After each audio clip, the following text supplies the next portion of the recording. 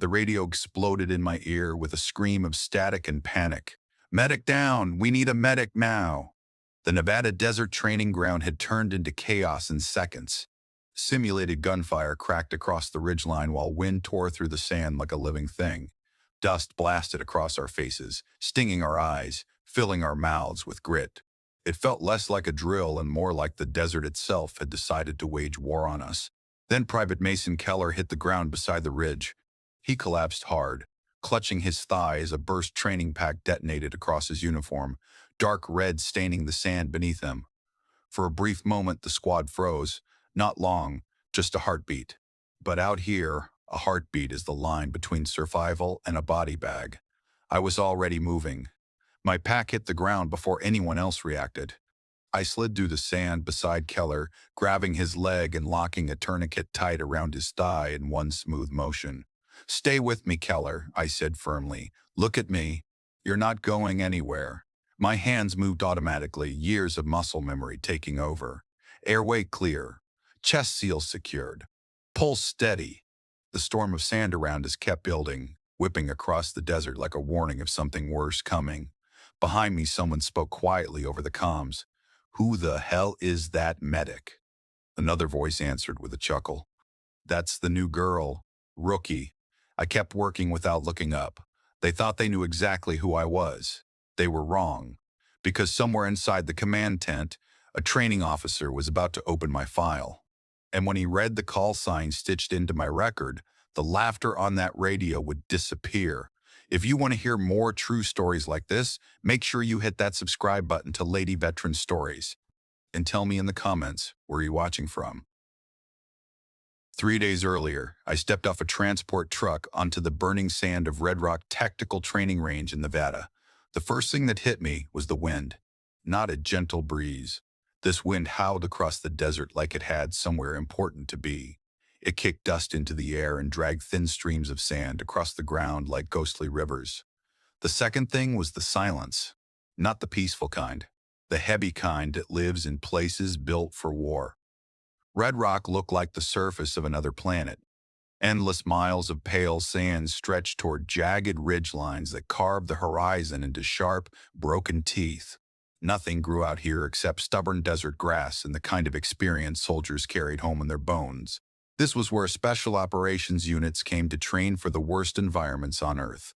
Iraq, Syria, Afghanistan. The desert had a way of exposing weakness faster than any enemy ever could. And standing in that formation, watching the operators size me up from head to toe, I could already tell what they were thinking. To them, I was the weak link. My name is Chief Hospital Corpsman Savannah Carter. Most people just call me Sav. Combat medic. 8 deployments. More battlefield trauma cases than I could count. But none of the operators standing in that line knew any of that yet. All they saw was a woman with a heavy medical pack and a quiet voice standing in a unit full of hardened special operators. Which meant one thing. I had already been underestimated. Senior Chief Marcus Joker Delgado stood at the front of the formation. Even if you had never met him before, you could tell instantly he had spent years in combat zones. There was a thin scar cutting through his eyebrow and disappearing into his hairline. His eyes never stopped moving, scanning, measuring, calculating. Operators like him survived because they never relaxed. He stepped closer to me and looked down at the medical pack hanging from my shoulders. "You keep up out here, Corpsman?" he asked. His voice was calm, but there was a test buried inside the question. It wasn't meant to insult me, but it definitely wasn't friendly either. "I'll manage, Senior Chief," I replied. That answer triggered a few quiet chuckles behind him. Soldiers always tried to hide it, but skepticism had a sound. You could hear it in the way boots shifted against the ground, the way someone cleared their throat, the way laughter tried to stay quiet but slipped out anyway. One of the biggest operators in the formation leaned sideways toward another man, Sergeant Luke Hammer Whitaker. Breacher, massive shoulders, thick arms. The kind of guy who could probably kick a door down without explosives if he felt like it. He muttered just loud enough for half the formation to hear. $5 says she quits before sunset.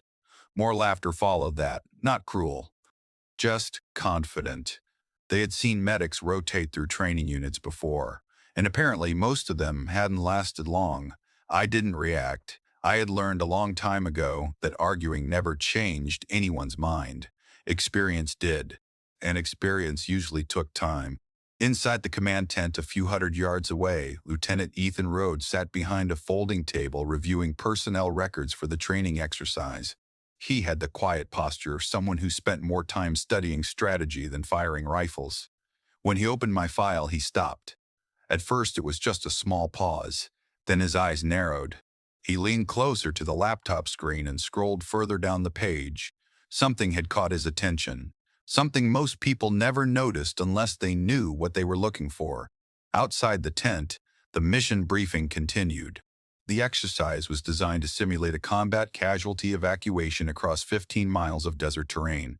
Full combat load, simulated gunfire, multiple medical emergencies, navigation challenges, everything designed to stress a unit until mistakes started happening. The operators listened with quiet confidence. For them, this was just another difficult training day. But inside the tent, Lieutenant Rhodes had opened an attachment buried deep inside my record. A classified after-action report from a deployment years earlier, Al Anbar Province, Iraq. The mission summary was short, but the details inside it were brutal. A reconnaissance team pinned down an open desert, enemy snipers locking down the entire area. 14 hours of sustained fire, multiple wounded operators stranded in the kill zone. 2 medics killed attempting to reach them. Then, one final attempt. One medic crawling through nearly 2,000 meters of open sand under sniper fire. Treating the wounded one by one. Stabilizing every casualty with limited supplies. Holding the line until extraction helicopters finally broke through. Lieutenant Rhodes leaned back slowly in his chair, because that report ended with a name. Outside the tent, Sergeant Whitaker walked past me and slapped the dust off his gloves. He flashed a grin. "Hope you like sand, Doc," he said casually. "Because today you're going to eat a lot of it." I tightened the straps on my medical pack and adjusted the weight across my shoulders. The truth was, sand didn't bother me. Sand was familiar, predictable. Compared to the things I'd already seen in deserts across the world, this place almost felt peaceful. Almost. Because out beyond the ridgelines, dark clouds were beginning to gather above the mountains. And if my instincts were right, this training mission was about to become a lot more dangerous than anyone in that formation expected. The desert march started just after sunrise. Out here, the mornings looked peaceful for about 10 minutes before the heat reminded you exactly where you were. The horizon burned orange as the sun climbed over the jagged Nevada ridgelines, and within minutes the air turned dry and heavy. Each operator stepped off with nearly 70 pounds of gear strapped to their bodies: rifles, ammunition, radios, water, armor plates, breaching tools, and in my case, a fully packed trauma kit designed to keep people alive long enough to reach a helicopter. My medical pack alone weighed close to 80 pounds once everything was loaded. Tourniquets, airway kits, IV supplies, trauma dressings, chest seals, emergency meds, everything a combat medic might need when someone's life starts leaking out faster than you can stop it. The squad moved out in a tight column across the sand. Boots crunched in rhythm. Metal gear rattled softly with each step. No one spoke much. Operators saved their energy for the miles ahead. But silence doesn't mean people aren't watching. I could feel their eyes on me, waiting, measuring, expecting the moment when the rookie medic would start lagging behind. The desert has a way of breaking people down slowly. It doesn't attack you all at once. Instead, it wears on you. Heat pressing against your armor, sweat soaking into your uniform, sand grinding into every seam of your gear. Within the first hour, sweat was already running down my neck and into my collar. The wind never stopped moving. Fine grains of sand slid across the ground like thin streams of water. Ahead of me, Sergeant Luke Hammer Whitaker marched at the front of the formation, beside Senior Chief Delgado. Whitaker glanced back at me, then again 20 minutes later, then again another mile down the range. Each time he looked, I was still there, right behind him, same pace, same breathing, same steady rhythm. Eventually, he stopped checking, not because he trusted me, but because I hadn't given him a reason not to. By mid-morning, the temperature had already climbed past 90 degrees. The ridgelines shimmered in the heat like they were melting into the sky. That was when the training scenario shifted. The first simulated explosions thundered across the desert. Charges buried in the sand erupted with deep concussive booms, sending clouds of dust rolling across the terrain. Smoke grenades popped along the ridges, pouring thick gray haze into the wind. The radio channels came alive with overlapping voices. Contact left. Move. Move. Take cover. Speakers hidden throughout the training ground blasted the sound of gunfire across the valley, sharp cracks echoing through the hills. It was designed to feel real, to overload your senses, to force mistakes. The squad reacted instantly, spreading into defensive positions along a narrow ridge that overlooked a dry wash below. Rifles came up. Operators scanned the terrain, everyone moving exactly the way they had been trained to move 1,000 times before. Then the radio call came through the comms. Casualty! Man down! Man down! Private Mason Keller collapsed near the edge of the formation. He hit the sand hard, rolling onto his side as a training blood pack burst across his thigh. Thick red fluid spilled over his uniform, soaking into the sand beneath him. The simulation was designed to replicate a severe arterial bleed, the kind that could kill someone in minutes. For a fraction of a second, the squad froze, not out of fear, out of instinct, because the speakers along the ridgeline were blasting simulated gunfire directly over Keller's position.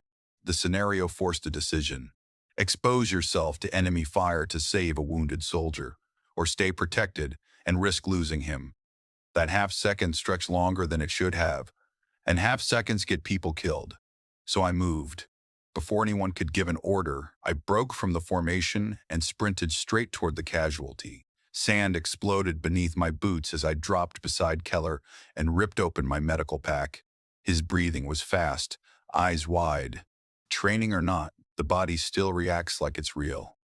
It's okay, I told him calmly. Stay with me. My hands were already moving. Tourniquet out. Strap wrapped high around his thigh. Rod twisted tight until the simulated bleeding stopped. I checked his airway. Clear, chest rise steady, pulse strong. Around us, the storm of noise continued, simulated rifle fire cracking across the valley, smoke rolling through the wind, operators shouting coordinates and commands. But inside that small circle of sand around Keller, everything slowed down. Because treating casualties in chaos is something every combat medic eventually learns. You stop hearing the noise. You stop seeing the distractions. All that exists is the patient in front of you. Behind me, someone spoke quietly over the radio channel. Who the hell is that medic? Another voice answered with a small laugh. That's Carter, the new one. A pause. Then the same voice added with casual confidence. Rookie. I tightened the final strap on Keller's tourniquet and looked up toward the ridgeline. The desert wind was beginning to change direction. The clouds gathering over the mountains were getting darker, and something about the way the air felt told me this exercise was about to get a lot more complicated, because in the desert, storms don't ask permission before they arrive. As I worked on Keller, something shifted around me. It started quietly. The jokes stopped first. The small mutters over the radio disappeared. Even the skeptical glances faded. The squad had gone silent, not because the situation had become less dangerous, because they were watching. Every pair of eyes in that formation had turned toward me. My hands moved quickly, but not in a frantic way. They moved with the kind of rhythm that only comes from repetition under pressure, the kind you earn after treating casualties in places where real bullets are flying and the clock is measured in heartbeats. Tourniquet secured. Bleeding stopped. Airway checked. Breathing steady. I pulled a chest seal from my kit and pressed it firmly against Keller's vest where the simulated wound marker had been placed. Stay with me, I told him, keeping my voice calm. His eyes locked onto mine, breathing uneven but steady. Around us, the simulation continued. Gunfire crackled from the speakers on the ridge and smoke drifted through the wind like fog rolling across the desert floor. But something about the way I was working had changed the atmosphere. Operators who had been laughing at sunrise were now standing completely still, watching, studying, because rookies don't move like this. I tightened the final strap on the tourniquet and looked over my shoulder. "Whitaker, I need pressure here," I called out. Sergeant Luke Whitaker moved immediately. He dropped to one knee beside Keller and pressed down exactly where I pointed. He didn't argue. He didn't hesitate. He just followed the instruction. Not because he suddenly trusted me, but because the tone in my voice left no room for hesitation. Authority in combat doesn't come from rank alone. It comes from the way you speak when lives are on the line. I glanced toward Senior Chief Delgado.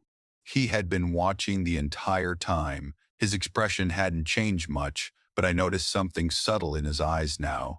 Recognition, not of who I was yet, but of what I was, someone who had done this before, many times. Then the wind shifted. At first it was just a stronger gust rolling across the ridgeline, but within seconds, the temperature seemed to drop slightly, and the sky above the distant mountains began to darken. I lifted my head and looked toward the horizon. The clouds were moving fast, too fast.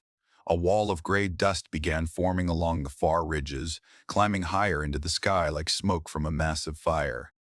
Senior Chief Delgado saw it too. "Storm coming in," he muttered over the radio. The operators turned their attention toward the mountains. Out here, desert storms didn't build slowly. They arrived like avalanches. The wind picked up again, stronger this time. Sand lifted off the ground in thin streams, sliding across the terrain in swirling ribbons. Within minutes, the sky dimmed, not dark like night, but the strange muted color that happens when the sun gets swallowed behind thick walls of dust. "Finish up," Delgado called out. I secured the last of Keller's dressings and signaled that he was ready for movement. Whitaker and another operator lifted him carefully. But as the squad prepared to move again, the storm accelerated faster than anyone expected. The wind roared across the valley. Sand blasted sideways through the air, stinging exposed skin like tiny needles. Visibility began dropping quickly. 50 yards, then 40, then 30. The radio crackled with static. "Navigation check," someone said over the comms. Another voice answered a moment later. "GPS is glitching." That got everyone's attention. Modern units relied heavily on digital navigation equipment, but sandstorms had a way of disrupting signals and scrambling electronics. Delgado lifted his arm, shielding his face from the wind as he looked across the ridge. The landmarks we had been using to orient ourselves were already fading behind the growing wall of dust. What had started as a routine casualty evacuation exercise was turning into something very different. Out here, losing direction didn't just mean getting delayed. It meant getting lost in miles of empty desert with limited water and falling visibility. The storm slammed into us like a freight train. Wind howled across the ridgeline.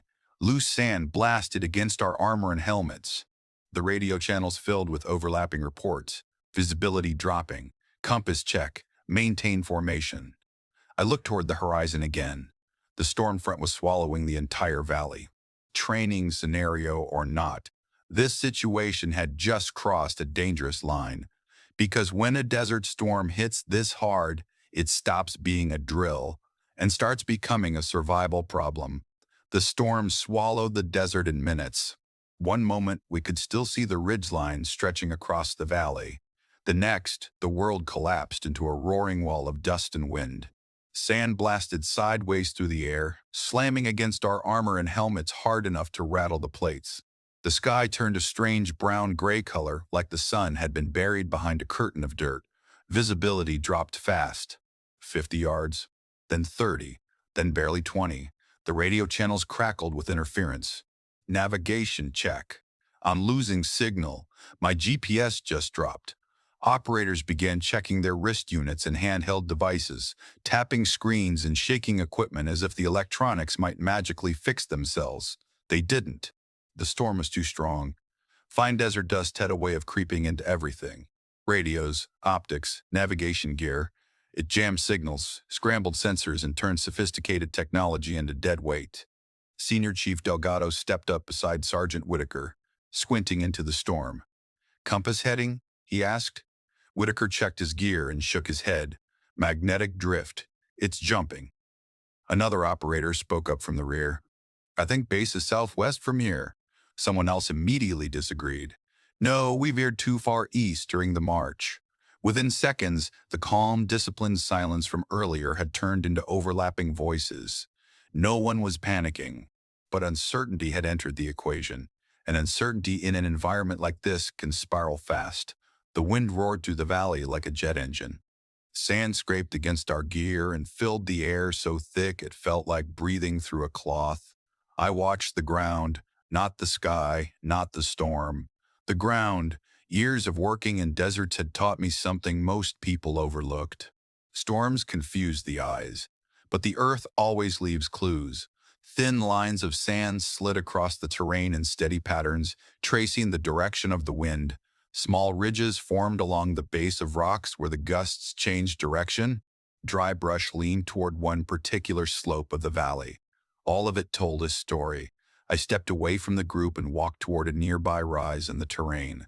Then I knelt down and brushed sand away from a shallow depression, cutting through the ground.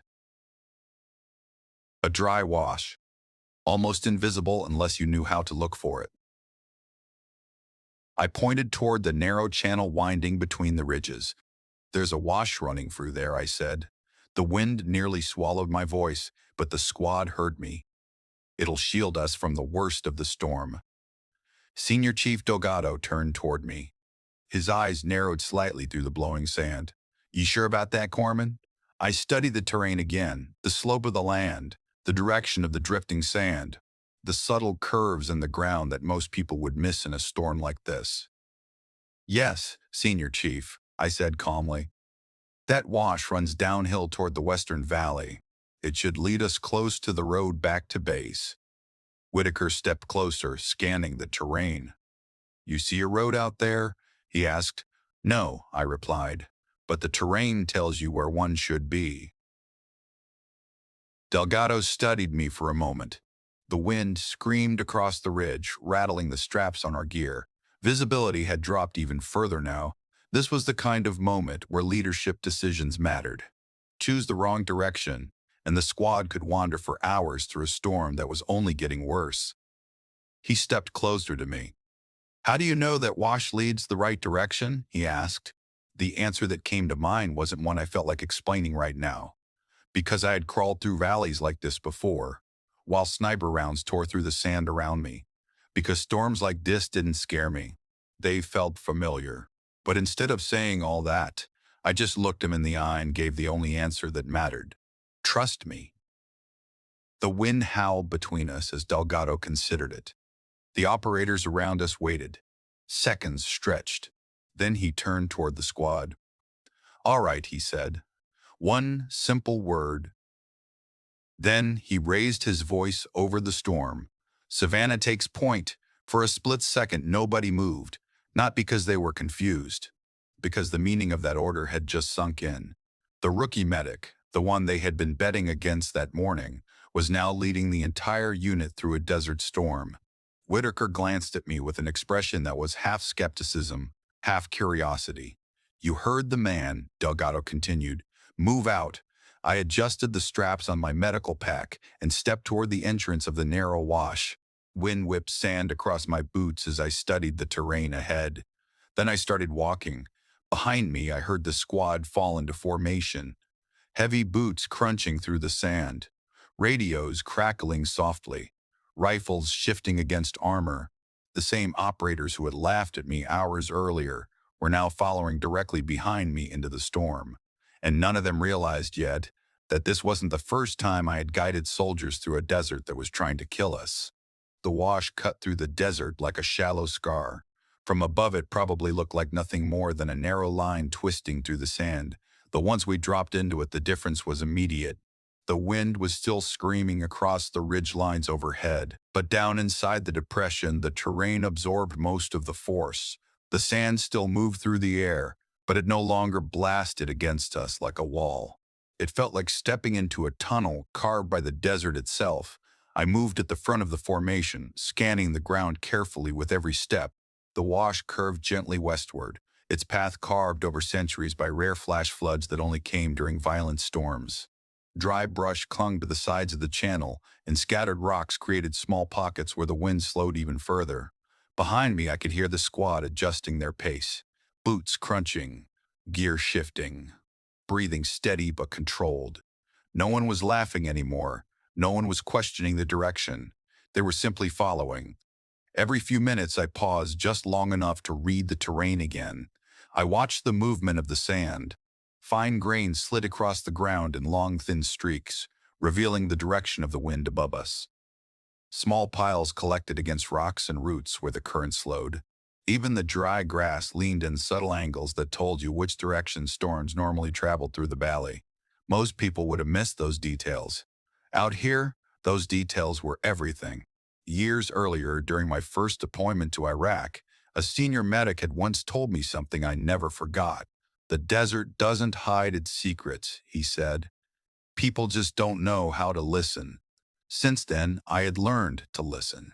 Behind me, Sergeant Whitaker finally spoke up. His voice carried through the wind, slightly quieter than usual. "You done this before, Doc?" I didn't turn around. Something like that. There was a short pause. Then he muttered something under his breath that I couldn't quite hear. It sounded suspiciously like respect. We kept moving. The wash twisted through the valley like a winding hallway. Occasionally, the sides rose higher, creating natural barriers that blocked even more of the storm.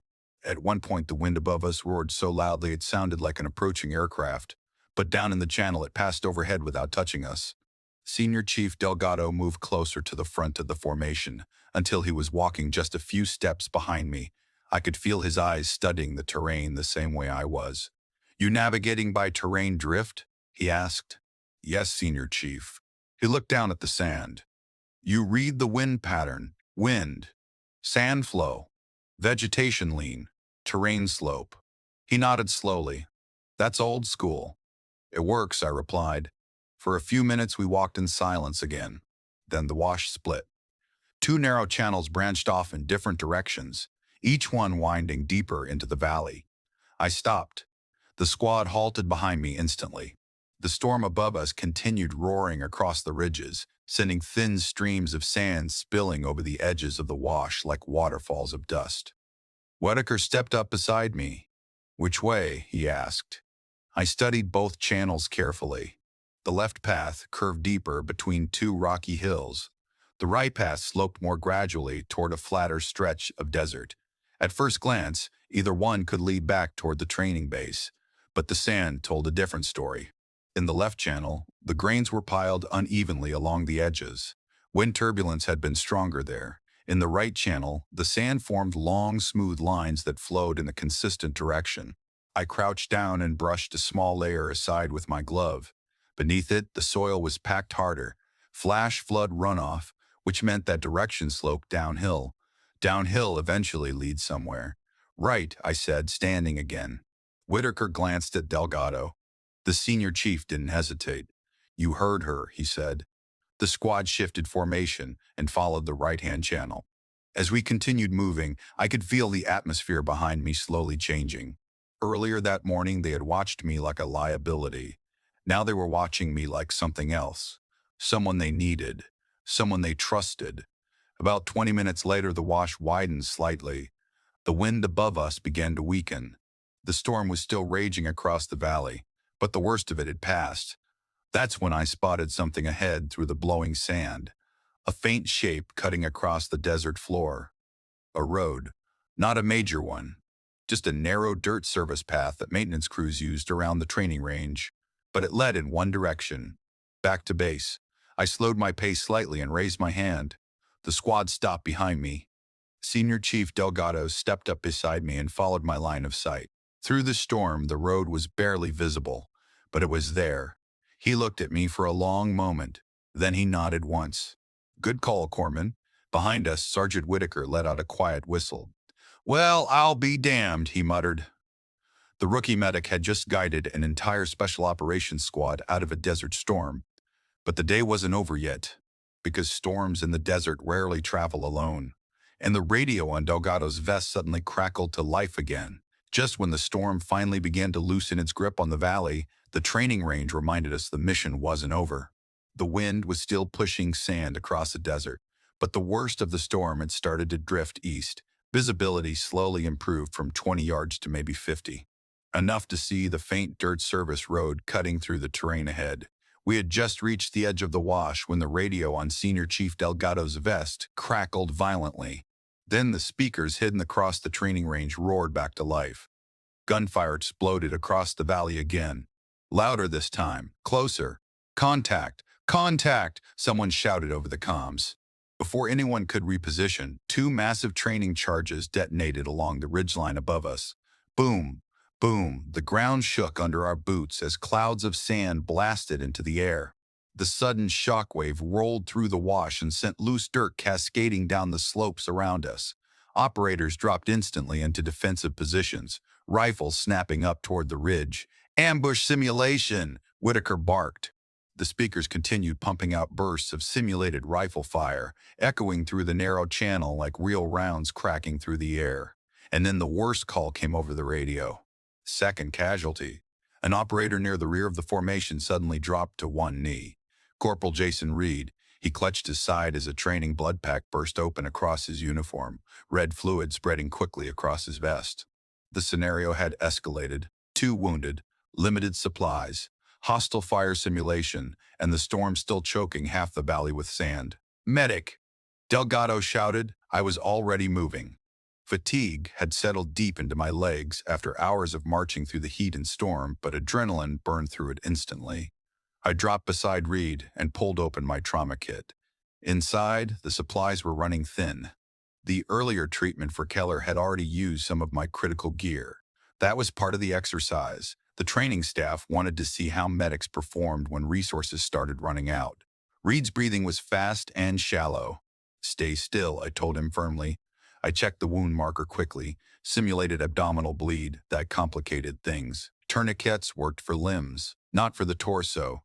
I grabbed a pressure bandage and packed the wound area while Whitaker dropped beside me again to assist. Talk to me, Doc, he said. Internal bleed simulation, I replied. Pressure and stabilization. He nodded and followed my instructions immediately. Around us, the rest of the squad formed a defensive perimeter inside the wash. Rifles pointed toward the ridgelines. Sand whipped through the air in long streams as the storm continued sliding across the valley. The speakers blasted more gunfire. Explosions echoed across the terrain. It felt real enough to make your pulse spike. Because drills like this weren't just about physical endurance. They were about stress, confusion, pressure, everything designed to see who cracked first. I finished securing Reed's bandage and checked his breathing again. Stable for now, but moving 2 casualties through this terrain while under simulated fire was going to be brutal. Status, Delgado called. Both casualties? Stable, I answered. But we need to move now. He didn't hesitate. Whitaker, Keller, Torres, Reed, carry teams. Operators moved instantly, lifting the wounded soldiers into improvised carry positions.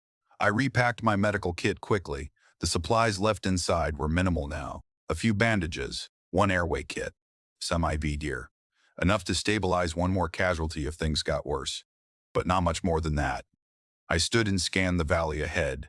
The road was still barely visible through the drifting sand. But it wasn't close. At least another mile, maybe more. The storm had weakened, but the air was still thick with dust and wind. Every breath tasted like grit. Behind me, Whitaker adjusted Keller's weight across his shoulders. "We sure that road leads home, Doc?" he asked. I looked toward the horizon again, then nodded. Yeah. Delgado stepped up beside me. "You still got point," he said. The squad began moving again. Slow, heavy. Every step harder than the last. 2 wounded operators, exhausted soldiers, limited supplies, simulated enemy contact still roaring across the valley, and the extraction point still somewhere ahead through the dust. My legs ached, my throat burned from breathing sand. But quitting was never part of the equation. Not out here. Because when people are depending on you to get them home, you don't stop moving. No matter how bad things get. And somewhere behind us on the ridgeline, the training instructors were watching every step we took, waiting to see who would break first. By the time the training base finally came into view, the sun was already sinking toward the horizon. The storm had begun to break apart, leaving long streaks of orange light cutting to the dusty sky. The desert looked calm again from a distance, but up close, every one of us looked like we had just crawled out of a war zone. Sand covered everything, our uniforms, our weapons, even our faces. My throat burned from breathing dust for hours, and every muscle in my legs felt like it had been carrying twice the weight of my pack. Behind me, the squad moved slowly across the last stretch of ground toward the base perimeter. Whitaker and Torres were still carrying the casualties, their shoulders shaking from exhaustion but refusing to drop the weight. Nobody spoke much. The only sounds were boots grinding through sand and the wind whispering across the open valley. Then the gates of Red Rock Training Base came into full view. A few instructors stood near the entry road watching our approach. When we finally crossed the line marking the end of the exercise, the speakers across the range went silent. The simulated gunfire stopped. The storm faded behind us. And just like that, the mission was over. Operators carefully lowered Keller and Reed onto the stretchers waiting near the med station. Medics from the base staff stepped in to take over, checking vitals and documenting the results of the drill. Whitaker rolled his shoulders and let out a long breath. "Next time," he muttered, "I'm volunteering for office duty." A few tired chuckles passed through the squad, but even those were quieter than usual. Everyone was exhausted, everyone was covered in dust, but something else had changed too. The way the operators looked at me now was different. Not the same skeptical glances from that morning. Something closer to curiosity. And maybe respect. About 30 minutes later, we gathered inside the debriefing hall. The room was simple: metal chairs, folding tables, and a large screen displaying the timeline of the exercise. Senior Chief Delgado stood near the front while the instructors reviewed footage captured by drones and cameras placed across the training range. They talked about navigation choices, casualty response times, formation discipline. But eventually the conversation shifted. Lieutenant Ethan Rhodes stepped forward holding a thin folder. "My personnel file." He looked around the room slowly before speaking. "Today's exercise highlighted several strong leadership decisions," he said.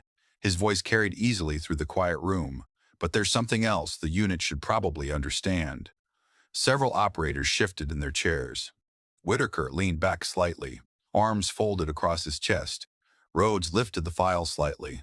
"Some of you assumed Chief Carter was inexperienced," he continued. A few glances moved in my direction.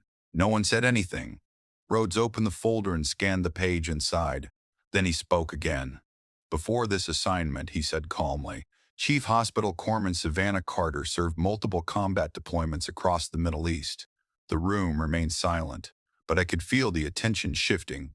Rhodes turned the page. "This record includes an after-action report from Alangbar province." Senior Chief Delgado's head tilted slightly. That location meant something to him. To most operators, it did. Rhodes continued reading. "A reconnaissance unit pinned down under sniper fire for 14 hours. Multiple wounded personnel trapped in open terrain." Whitaker leaned forward slightly now. Rhodes paused briefly. Then he read the final line from the report. "One medic successfully crossed the kill zone under sustained fire, crawled nearly 2,000 meters through open desert to reach the wounded, stabilized 4 casualties and coordinated extraction." The room had gone completely still. Rhodes closed the file halfway and looked up. "That medic," he said quietly, "received a call sign from the unit she saved." He let the silence stretch for a moment. Then he read the name printed at the bottom of the report. Desert Serpent. The reaction was immediate. Several operators straightened in their chairs. Whitaker's eyebrows shot up. Someone near the back of the room muttered quietly, "You're kidding." Because every operator in that room had heard that story. The medic who crawled across open sand under sniper fire. The medic who refused to stop even when bullets were tearing through the ground around her. The medic who pulled an entire trapped squad out of what should have been a massacre. And suddenly every one of them realized something at the exact same moment. They had spent the entire morning laughing at her, mocking her, betting she wouldn't even finish the march. Rhodes closed the file and set it down. Senior Chief Delgado slowly turned his head toward me. For a moment he didn't say anything. Then he gave a small nod. Not dramatic, not loud, but in a room full of warriors it meant everything. Because that nod meant one thing. Respect had just been earned. The debriefing hall slowly emptied as the operators filed out into the evening air. The storm had completely passed by then. The sky above the Nevada desert glowed deep orange as the sun dropped behind the ridgelines, casting long shadows across the training base. Most of the squad moved quietly toward the barracks, exhausted from the march and the chaos of the exercise. A few instructors remained inside, reviewing notes and footage from the drones. I was standing near the edge of the parking lot, brushing the last of the sand off my medical pack, when I heard footsteps approaching behind me. Senior Chief Marcus Joker Delgado. He stopped a few feet away, folding his arms as he looked out across the desert. For a moment he didn't say anything. The wind had finally settled into a soft breeze, carrying the faint smell of dust and dry earth. Then he glanced toward me. "Why didn't you say something?" he asked. His voice wasn't accusing, just curious. I knew exactly what he meant. Why didn't I tell them about the deployments, about the mission in Iraq, about the call sign? I shrugged slightly and tightened the strap on my pack. "If I have to tell people I'm good at my job," I said calmly, "then I'm probably not doing it right." For a second, Delgado just stared at me. Then he let out a quiet laugh. Not loud, not mocking. Just the kind of laugh that comes when someone hears the exact answer they expected. "Fair enough," he said. The base loudspeaker crackled to life a few minutes later. "All operators report to the main formation area." We walked across the gravel yard together, where the rest of the squad had already gathered in the loose line beneath the fading light. The instructor stood off to the side, observing quietly. No speeches, no dramatic announcements. That wasn't how most units handled things like this. Senior Chief Delgado stepped forward in front of the formation. "Today's exercise pushed the squad hard," he said. "Navigation failure, storm conditions, multiple casualties." He paused, letting his eyes move across the operators standing in front of him. Everyone kept moving. A few tired nods passed through the line. Then Delgado reached into a small pouch on his vest and pulled out a metal insignia. A combat medic badge. Not the official one issued by command. Something older. Something that had clearly been carried through a lot of deployments. He stepped toward me and held it out. "On behalf of the team," he said simply. No ceremony. No applause. Just that. I accepted it quietly. For a moment, nobody said anything. But in the military, silence can say more than speeches ever could. Whitaker gave a small nod from the line. Torres tapped 2 fingers against his helmet in a quiet salute. Several others simply stood straighter. That was enough, because medals and ribbons are given by institutions. But respect is given by the people who have stood beside you when things got hard. That night, the desert finally went quiet again. The stars came out one by one above the Nevada sky, bright enough to make the entire valley glow faintly in the darkness. Most of the operators headed toward the barracks, already talking about the next day's training. Another march, another mission, another test waiting around the corner. I sat on the tailgate of a supply truck for a few minutes, looking out toward the same ridgelines where the storm had rolled through earlier that afternoon. Places like this had a strange way of reminding you who you really were. They stripped away rank, stripped away reputation, stripped away everything except what you could actually do when people's lives were on the line. And sometimes the person everyone expects to fail turns out to be the one who keeps the whole team alive.